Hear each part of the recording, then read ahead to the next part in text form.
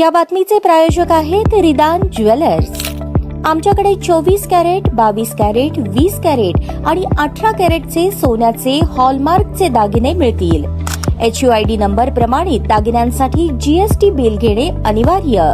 100% resale guarantee. इतकेच नव्हे तर प्रत्येक 10 ग्रॅम सोने खरेदीवर 10 ग्रॅम चांदीचे नाणे 20 जुलै 2024 पर्यंत अगदी मोफत।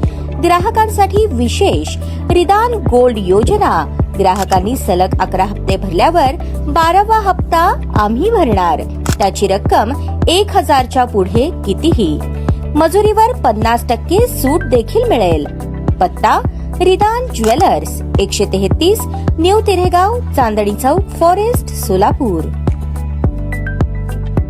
तब्बल 400 किलो गुलाबाची फुले, 100 किलो रांगोळी तसेच 50 किलो रंगाने पायघड्या सजल्या। संत श्री गजानन महाराजांच्या पालखीच्या स्वागतासाठी गुरुवारी सहकार महर्षी गणपतराव साठे फाउंडेशन तर्फे लष्करमधील जगदंबा चौकापासून उपलब्ध मंगल कार्यालयापर्यंत रांगोळी आणि फुलांच्या पायघड्या अंथरण्यात आल्या होत्या। रांगोळ्यांच्या पायघड्या अंथरण्याचे उपक्रमाचे यंदाचे 4थे वर्ष आहे। शिवसेनेच्या राज्य प्रवक्त्या प्राध्यापिका डॉक्टर ज्योती वाघमारे यांच्या मार्गदर्शनाखाली हा कार्यक्रम झाला। आषाढी एकादशी निमित्त शेगावकडून पंढरपूरकडे निघालेली संत श्री गजानन महाराजांची पालखी गुरुवारी सकाळी कुचन प्रशालेतून उपलब्ध मंगल कार्यालयाकडे मार्गस्थ झाली। या प्रसंगी लष्कर येथील जगदंबा चौकापासून उपलब्ध मंगल कार्यालयापर्यंत सहकार महर्षी गणपतराव साठे फाउंडेशन तर्फे फुलांच्या आणि रांगोळीच्या नयनरम्य पायघड्या अंथरण्यात आल्या होत्या। गुरुवारी पहाटे 5 वाजल्यापासून सहकार महर्षी गणपतराव साठे फाउंडेशनच्या महिला कार्यकर्त्यांनी रांगोळीच्या पायघड्या अंथरण्याची तयारी सुरू केली होती। विविध नक्षीकामाची आखणी करून त्यावर पायघड्या अंथरण्यात आल्या। यात सरकार महर्षी गणपतराव साठे फाउंडेशनच्या तरुणांचाही सहभाग मोठ्या प्रमाणावर होता। संत श्री गजानन महाराजांची पालखी जगदंबा चौकात येतात गण गण गणात बोतेच्या गजरात भाविकांनी पालखी मार्गाचे स्वागत केले। यावेळी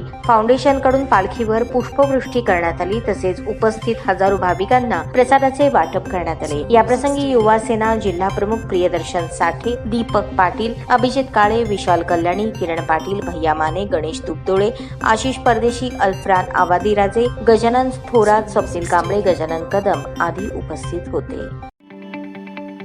ताज्या बातम्या पाहण्यासाठी प्राईम महाराष्ट्र न्यूज चॅनलला सबस्क्राईब करा।